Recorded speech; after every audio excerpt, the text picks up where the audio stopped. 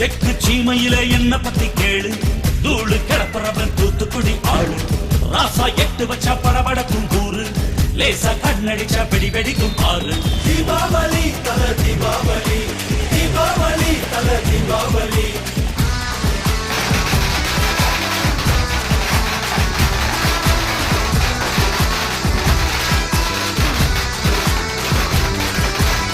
தெற்கு சீமையில என்ன பத்தி கேளு, தூளு